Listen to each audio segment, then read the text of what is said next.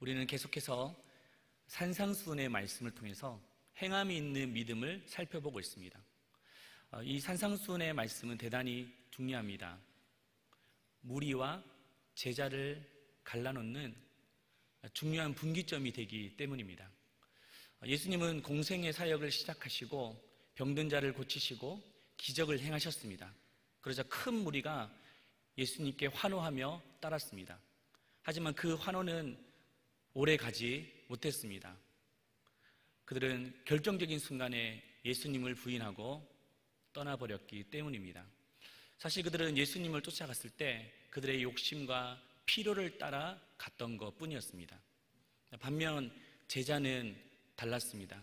제자는 자기를 부인하고 예수님을 따르고 그리고 순교의 자리까지 나가게 됩니다. 그 차이가 무엇일까요? 그 차이는 산상수훈의 말씀을 따르느냐 그러느냐에 따라 달려졌습니다. 그래서 이 산상수훈의 말씀은 제자의 삶의 기준이자 하나님의 백성의 법령이었습니다. 그런데 예수님께서 이 산상수훈을 이렇게 말씀하실 때 즉흥적으로 하셨던 말씀이 아니라는 점입니다. 예수님은 이미 구약에 전해졌던 그 계명을 다시 새롭게 재해석했던 말씀인데요. 그 구약의 말씀은 바로 십계명이었습니다. 십계명은 출애굽한 이스라엘 백성들이 이제 가나안 땅에 가서 하나님의 백성을 어떻게 살아갈지를 가르쳐주는 기준이자 법령이었습니다.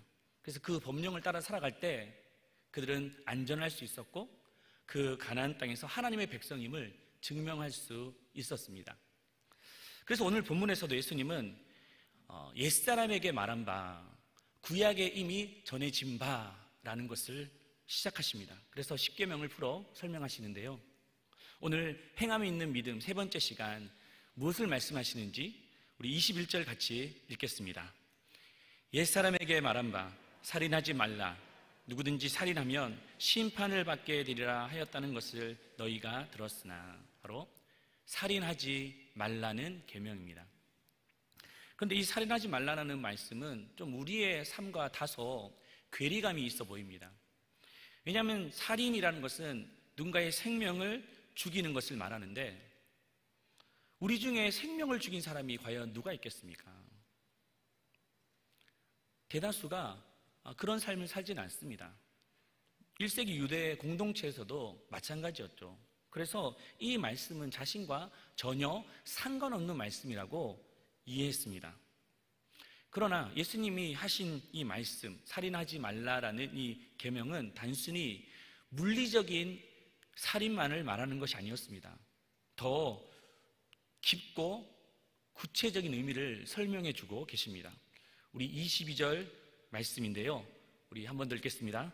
나는 너희에게 이르노니 형제에게 노하는 자마다 심판을 받게 되고 형제를 대하여 라가라는 자는 공회에 잡혀가게 되고 미련한 놈이라 하는 자는 지옥불에 들어가게 되리라. 여기서 형제에게 노하는 자, 분을 내는 자, 심판을 받게 된다. 또 형제의 라가라, 이 말은 멍텅구리, 이 멍충이라는 말을 하면 공회에 잡혀가게 된다. 또 미련한 놈, 인격을 모독하는 이런 발언을 하면 지옥불에 들어간다라고 하십니다. 즉 살인은 누군가에게 분노하고 또 경멸하는 언어까지 포함되고 있음을 말씀해주고 있습니다. 그런데 이 말씀은 너무나도 가혹하게 들립니다. 우리 중에 화를 내지 않는 사람이 누가 있을까요? 또 나도 모르게 화가 나면 험한 말을 내뱉을 때도 간혹 있습니다. 이런 기준에 따르면 누가 천국을 갈 수 있겠습니까? 그러나 예수님은 단호하십니다. 이 분노의 감정, 증오의 언어까지 살인이다라고 규정하셨습니다. 왜냐하면 이 분노의 감정과 증오의 언어 한마디가 사람을 죽음으로 몰아갈 수 있기 때문입니다. 제가 아는 한 목사님이 청소년부를 예전에 사역할 때 맡으셨는데요, 그 청소년 아이 중에 외모 때문에 심각한 자존감을 놓치고 살아갔던 한 아이가 있었습니다. 근데 그 아이는 자기 자신도 외모에 대해서 참 이렇게 혐오하고 또 미워했다고 합니다. 부모의 눈에 정말 눈에 들어가도 아프지 않을 정도로 예쁘지만 그 아이에게는 또 주변의 사람들의 눈에는 그렇게 혐오스럽게 보였던 것 같습니다. 어느 날 이 여학생이 목사님에게 신방해달라고 요청을 했습니다. 그래서 그날 저녁에 몇 시 어디서 만나자라고 약속을 잡았어요. 목사님 가서 기다리는데 1시간, 2시간이 돼도 오지를 않습니다. 그래서 수소문을 해보니까 충격이었습니다. 그날 목사님을 만나기 전에 스스로 목을 매달고 죽은 거예요. 더 알아보니까 친구 중에 한 명이 너는 그 얼굴로 어떻게 세상을 살아가니? 라고 한마디 던진 말이 절망감에 사로잡혔고 더 이상 세상을 살아낼 수 있는 힘이 없었습니다. 더 이상 버티기 힘들어서 극단적인 선택을 한 것입니다. 이런 모습은 역사에도 있습니다. 아돌프 히틀러, 그는 세계대전을 일으키고 유대인들을 600만 명이나 죽였던 아주 잔혹한 인물입니다. 그가 왜 이렇게 끔찍한 일을 했을까? 어떤 학자들은 이념 사상 때문이다라고 말하지만 그를 잘 아는 한 심리학자는 또 이 심리학계에서 말하고 있는 그 주장은 그 아버지의 말과 아버지의 인격적인 모독의 행동을 통해서 히틀러가 그런 무시무시한 일을 저질렀다라고 말합니다. 히틀러는 원래 캐톨릭 집안에서 태어났습니다. 어린 시절에 성가대에서 활동도 했었고요. 심지어 사제까지 되기로 마음도 먹었습니다. 그런데 아버지가 끊임없이 매질을 가하고 언어폭력을 쓰는 거예요. 조금이나마 규범에 어긋나면 인격을 모독하고 또 말로 그 인격을 무참히 짓밟았습니다. 그래서 몇 번이나 집을 뛰쳐나가기도 했대요. 그러면서 그의 마음속에는 사람에 대한 증오의 마음이 생기기 시작했던 겁니다. 그게 자라다가 결국 괴물이 된 거죠. 얼마나 많은 사람들을 전쟁과 학살로 몰아넣은지 모릅니다. 그 아버지의 한마디 말, 언어폭력 때문에. 성경은 우리에게 묻습니다. 과연 우리가 내뱉은 분노가 누군가를 실족하지 않게 한다라는 보장이 있습니까? 우리가 했던 그 말들로 눈빛 또 그 언행, 이것이 누군가의 큰 상처를 또 죽음으로 몰아가지 않는다라는 보장이 있을까요? 살인은 단순히 사람의 생명을 직접적으로 죽이는 것만을 말하지 않습니다. 분노의 감정, 증오의 언어, 누군가를 무참히 짓밟는 이러한 태도도 살인의 시작입니다. 그런데 오늘 예수님은 이 분노의 감정과 증오의 언어가 누구에게 향한다라고 말하고 있습니까? 우리 22절 보시면 나는 너희에게 이르노니 형제에게, 노하는 자마다, 또 형제에게 대하여 라가라는 자들마다, 형제를 강조하셨습니다. 여기서 형제라는 말은 바로 혈육 관계를 뜻합니다. 형제, 자매, 부모, 자녀, 남편, 아내. 가까운 사람일수록 분노가 절제가 안 되고 또 쉽게 표출된다는 뜻입니다. 참으로 아이러니하지 않습니까? 한 설문 기관에 따르면 가장 사랑하는 사람이 누구냐라고 물어보니 누구라고 말했을까요? 가족이라고 말했죠. 대다수가. 그런데 가장 상처를 많이 주는 사람이 누구냐 하니까 또 가족이라고 말합니다. 그렇습니다. 우리는 자신도 모르게 이 가족들에게, 아내와 남편, 부모, 자녀, 형제 간에게 얼마나 쉽게 상처를 주는지 몰라요. 한 주간을 한번 돌아오십시오. 우리가 했던 말들 속에 얼마나 가족들에게 상처를 주고 고통을 주는지. 그들은 그 상처를 받고 얼마나 고통 가운데 있었는지 모른다는 것이죠. 여러분, 오늘 또 이 말씀 속에 형제라는 말은 공동체 안의 지체를 뜻하기도 합니다. 공동체 안에도 가까우면 가까울수록 더 잘해야 됩니다. 그런데 보면 가까울수록 더 함부로 말하는 거예요. 쉽게 대하는 것이죠. 정말 죄송하지만 교회 안에서 한번 싸우면 화해가 어렵다고 말합니다. 종교 전쟁이 제일 무섭잖아요. 교회 안에서도 보면 믿는 사람들끼리 한번 다투면 화해가 안 되는 거예요. 때로는 목사님이 중재도 해보고 이렇게 저렇게 해봤는데도 끝까지 그 자신의 아집을 굽히지 않고 서로 싸우고 비난하고 이런 모습들이 있는 것이 참으로 안타깝습니다. 그래서 사도 요한은 이렇게 말하죠. 요한 1서 3장 15절, 그 형제를 미워하는 자마다 살인하는 자니 살인하는 자마다 영생이 그 속에 거하지 아니하는 것을 너희가 아는 바라. 얼마나 두려운 말씀입니까? 세상 사람들은 그냥 술 한잔 마시면 그냥 푼다고 하는데 오히려 우리는 절대 그러지 않는다는 그 모습, 이것은 단지 상대를 감정을 상하게 한다의 문제가 아니라 바로 우리의 영혼의 문제까지 주님은 말씀하고 계십니다. 공동체 안에 상처를 주고 찌르고 분노의 칼을 휘두르는 것, 이것은 아주 무서운 일입니다. 이것은 자기도 죽고 남도 죽이는 공멸하는 행위라는 사실이죠. 그래서 예수님은 형제에게 분노하고 모욕적 욕설을 하는 것은 바로 심판의 영역이다라고 하셨습니다. 저도 이번 주 한 주간 참 힘든 시간을 보냈습니다. 가까운 사람에게 저도 비인격적인 말을 이렇게 들었기 때문입니다. 전혀 예상치 못한 상황 속에서 그 말을 이렇게 들었는데 견딜 수 없었어요. 도대체 내가 뭘 그렇게 잘못했다고 내가 그렇게까지 말을 할 수 있나. 그래서 잊어보려고 많이 노력해봤습니다. 산책을 하면서 또 한숨도 쉬고. 그런데 잠까지 오지 않은 거예요. 일주일 동안 너무너무 힘든 거예요. 그런데 극도로 힘들 그때에 불현듯 한 사람이 생각이 났습니다. 몇 개월 전에 저도 누구에게 상처를 주었던 것이 생각이 났던 거예요. 그 사람은 되게 여러 가지 문제로 계속해서 잘못을 해왔습니다. 제가 참고 또 참았습니다. 그래서 더 이상 견딜 수 없어서 제가 하나하나씩 다 얘기를 했습니다.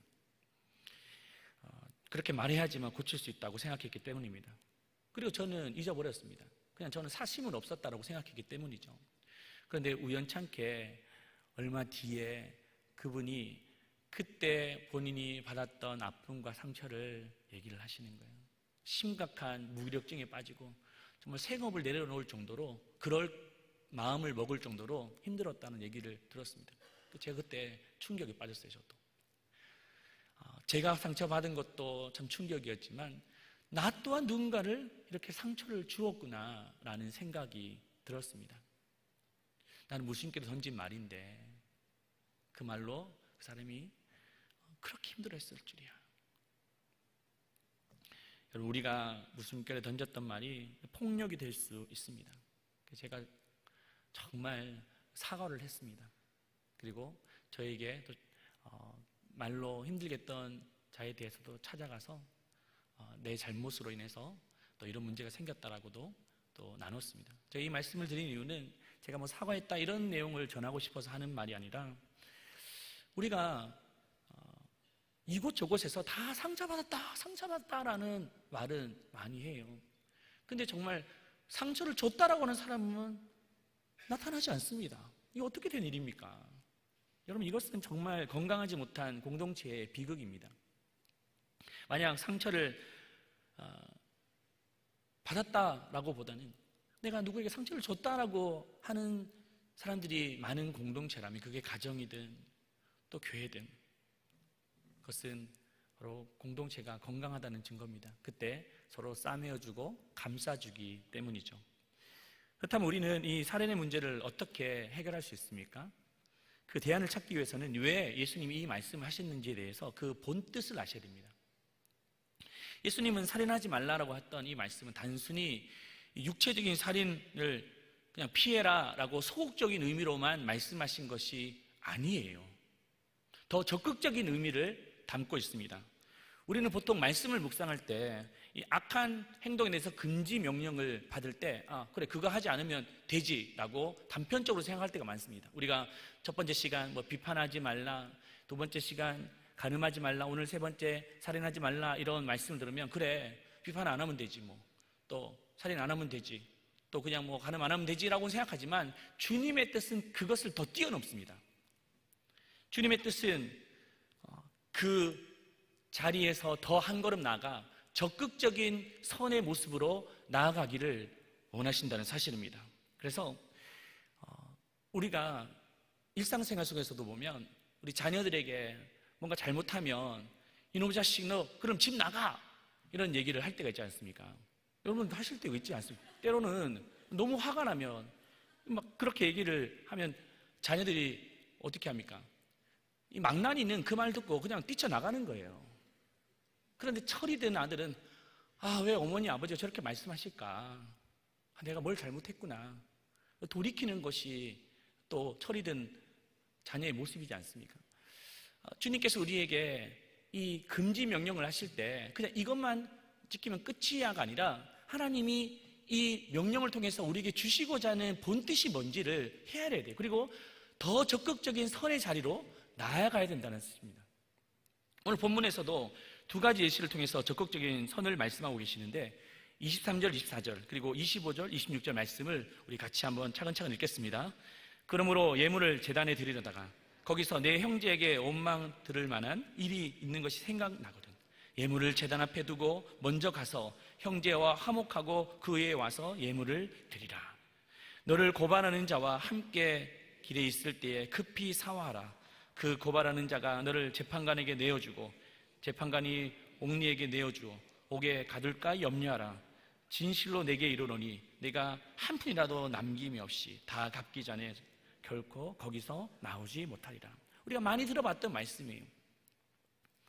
첫 번째, 예물을 드리려거나 누군가가 원망 들을 만한 일이 생각났다면 예물을 잠시 내려놓고 화해하고 예물을 드려라. 두 번째, 너를 고발하고 고소하는 자를 길에서 만나게 되면 서로 사과하라. 사과하고 화해하라. 그래야지만 더 심각한 지경에 이르지 않는다라는 말이죠. 이 둘 공통점이 무엇입니까? 이 공통점을 통해서 주님은 우리에게 적극적인 선이 무엇인지를 말씀하고 계십니다. 두 가지를 저는 좀 말씀드리고 싶은데, 첫 번째는 바로 문제를 해결하기 전에 관계 회복을 우선시하라라는 말입니다. 우리는 뭔가 일이 터지면 그 일을 막 해결하려고 하지 않습니까? 그런데 먼저 관계를 회복해야 됩니다. 왜냐하면 살인의 뿌리는 관계의 파괴에 있기 때문입니다. 예수님은 단순히 칼로 사람을 죽이는 행위만을 말하는 것이 아니에요. 누구에게 분노하는 마음, 모욕적인 언어는 다 관계가 파괴됐기 때문에 나타나는 그런 열매입니다. 그래서 예수님은 먼저 문제 해결 전에 적극적으로 관계 회복의 자리에 나가야 된다라고 명령하셨습니다. 사실 관계 회복은 많은 희생과 대가가 따릅니다. 예수님이 오늘 예물을 드리러 가다 누가 원망 들을 만한 일이 생각나거든 예물을 잠시 제단에 두고 화해하고 와서 다시 예물을 드렸다는 이 말씀도 보면 큰 희생이 대가가 요구됩니다. 예수님이 이 말씀을 어디서 하셨냐면 갈릴리에서 하셨어요. 근데 그 제단은 어디 있냐면 예루살렘에 있습니다. 낙타를 타고 적어도 2, 3일 걸어서 막 일주일 이상 걸리는 거리로 가서 예물을 드리려고 했습니다. 그런데 아차, 누군가 원망 들을 만한 일이 생각이 난 거예요. 그러면 그 예물을 잠깐 내려놓고 다시 갈릴리로 아니면 다른 지역으로 가게 되면 많은 에너지와 비용이 수고가 따르는 거예요. 그래도 주님은 단호합니다. 그렇게 해라 라고 말씀하셨죠. 그 이유는 분명합니다. 관계가 깨어진 상태에서 아무리 네가 예물을 드리고 헌신을 하고 예배를 드린다 할지라도 하나님은 그걸 받지 않기 때문이라는 것입니다. 또 예수님은 송사하는 자를 길에서 만나게 되면 급히 사과하고 화해라. 이것은 자존심을 내려놓는 일이에요. 그렇지 않으면 법정까지 가고 옥에 갇힌 일이 벌어지기 때문이다라고 하셨습니다. 그래서 예수님은 분노를 방치하지 말고 즉시 화해하라고 교훈하고 계십니다. 그래서 오늘 이 말씀은 급히 사과하라 라고 하셨던 것이죠. 이것은 바로 이 관계 회복의 급박성과 중요성을 말씀해주고 있는 본문입니다. 그래서 바울은 또 이렇게 말하고 있어요. 에베소서 4장 26절, 27절 분을 내어도 죄를 지지 말며 언제요? 해가 지도록 분을 품지 말라고 하셨습니다. 마귀의 틈을 주지 말라고 하셨죠. 여러분, 우리가 살다 보면 분노할 수 있습니다, 때로는. 그런데 이 분노가, 화가 죄로 이어지는 사람이 있고 죄까지 가지 않는 사람이 있습니다. 그 차이가 무엇일까요? 단순합니다. 해가 지도록 넘지 말라는 거예요. 화해하라는 말씀이죠. 그러면 죄의 자리까지 나가진 않습니다. 그런데 끝까지 자기가 잘못하지 않았다, 상대가 잘못했다라고 하게 되면 범죄라는 것이죠. 얼마나 무서운 죄인지 모릅니다. 여러분, 가까운 사람들과 한번 점검해 보시길 바랍니다. 마음속에 분노가 쌓여 그 분노의 마음을 표출한 사람이 있습니까? 그러면 그것을 내려놓고 다가가서 화해하시기를 바랍니다. 그리고 또 관계가 깨어진 사람이 있습니까? 관계부터 먼저 회복하시길 바랍니다. 그때 하나님은 우리의 헌신과 또 예배와 예물, 우리 중심을 받으실 줄로 믿습니다. 두 번째는 사람을 살리는 자가 되어야 됩니다. 살인하지 말라는 이 두 번째 적극적인 선인데요, 당시 바리새인들은 보면 사람을 죽이지 않으면 그만이야 라고 생각하고 있었습니다. 당시 시대는 율법 사회인데, 율법은 드러나는 현상에 따라서 그 사람의 잘잘못을 판단하는 거예요. 속마음이 어떤 마음을 품고 있든, 음흉한 마음을 품고 있든 그 중요하지 않았던 겁니다. 하지만 예수님은 이 말씀을 가지고 너희들이 남의 생명을 죽이지 않았다고 해서 괜찮다고 생각하니? 그렇지 않다. 사람의 생명을 살리는 자리까지 나아가는 것이 이 말씀의 뜻이란다라고 교훈하고 계십니다. 여러분, 진정한 제자는 사람을 살리는 자리까지 나가야 됩니다. 예수님이 그러하셨잖아요. 예수님은 우리가 온갖 진노와 또 저주를 받아야 되는데, 하나님의 그 진노가 임할 때 예수님은 그 진노를 가로막고 서서 우리를 보호하셨습니다. 주님의 십자가로 우리를 감싸주셨습니다. 우리는 그것도 모르고 예수를 돌로 던지고 침 뱉고 십자가에 못 박을 때 예수님은 저들이 하는 것을 알지 못합니다라고 끝까지 우리를 변호해 주셨습니다. 용서해 주셨습니다. 그 은혜가 우리가 이 자리에 있게 한 것입니다. 그러므로 우리도 적극적으로 사람들을 살리는 자가 되어야 될 줄로 믿습니다. 여러분, 한 주간 우리가 공동체 안에서 또 가족 안에 상처를 줬는 사람들 화해하는 거 중요합니다. 또 마음을 상하겠다면 다시 회복하는 거 반드시 중요합니다. 근데 거기서 멈추면 안 되고 내 언어와 내 삶을 통하여, 내 감정을 통하여 누군가를 살리는 자리까지 나아가는 것, 그것이 바로 살인하지 말라는 적극적인 선의 의미라는 것이죠. 이번 주에 한 성도님과 신방한 적이 있었습니다. 남편이 교회를 안 다니고 예수님 안 믿는데 남편이 구원의 확신이 없다는 거죠. 그래서 오셔서 좀 구원의 확신을 전해 주십시오 라고 해서 갔습니다. 그래서 복음도 전하고 천국과 지옥에 대해서도 말씀드리고, 근데 손도 안 먹히는 거예요. 아니, 보통 목사가 얘기를 하면 이렇게 받아들이거나 아니면 받아들인 척이라도 하시는데 먹히지가 않는 거예요. 근데 제가 이제 느꼈던 것은 30분 동안 얘기를 해도 이게 먹히지가 않으니까 또 다른 이유가 있을 것이다 라고 생각이 들었어요. 그래서 그냥 천국 막 지옥에 대해서만 얘기하는 것이 아니라, 복음에 대해서만 얘기하는 것이 아니라, 이분이 어떤 배경 속에 자랐는지에 대해서 궁금해서 이렇게 물어봤어요. 혹시 우리 어르신은 이런저런 어떤 일을 겪으셨는지 물어보니까 아니나 다를까 가정에 큰 아픔이 있었던 거예요. 태어나고 난 뒤에 얼마 되지 않아서 어머니가 돌아가셨습니다. 새엄마가 들어오셨는데 얼마나 학대를 하고 또 매질을 하고 언어 폭력을 쓰고, 근데 더 무서운 거는 새엄마야 그럴 수 있겠지만 아버지마저도 그에게 그런 비인격적인 말을 통해서 아이가 10년, 20년 매일같이 그렇게 들어본다고 생각해 보십시오. 너는 왜 그 모양이니? 나가 죽어라. 너는 해도 안 돼. 아버지가 끊임없이 그런 말을 했습니다. 그러니까 이분은 그런 평생 그런 말을 들었으니 건강할 수 있겠습니까? 대인기피증이 있는 거예요. 사람들이 많은 곳에 교회 오면 가슴이 벌렁벌렁거려서 도저히 올 수가 없다는 거예요. 왜 교회 안 왔냐? 예수 믿어라고 하는 것 이전에 그 마음에 상처가 있어서 이렇게 예배 자리에 못 나오는 겁니다. 너무 마음이 아팠습니다. 한 사람의 그 분노의 말이, 증오의 말이 평생을 누군가를 지옥으로 몰아갈 수 있겠구나. 근데 그 순간 성령님께서 제게 또 다른 중엄한 메시지를 주셨습니다. 그것은 바로 그렇기 때문에 교회가 존재하는 거란다. 네가 이곳에 있는 이유란다 말씀하셨습니다. 우리도 마찬가지. 우리는 주변의 아픔과 상처, 절망 가운데 있는 자들이 참 많습니다. 그들을 우리가 살려내는 것이 이 살인하지 말라는 말씀의 적극적인 설이라는 사실을 기억하시길 바랍니다.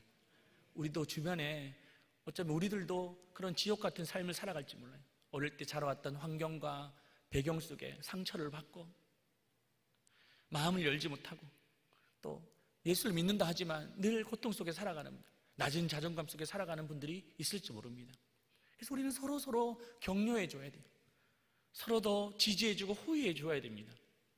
우리 안에서 그것이 이루어지지 않는데 어떻게 세상에서 그들이 버텨낼 수 있겠습니까? 살아낼 수 있겠습니까? 이것이 바로 교회의 본질이자 역할입니다.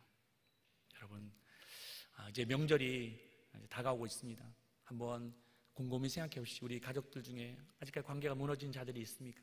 또 우리 교우들 가운데 가족들 중에 있습니까? 여러분, 하나님이 주시는 이 중엄한 메시지 앞에 사람을 살려내는 그런 사람을 구원하고 가정을 회복하는 믿음의 사람이 되시기를 축복합니다.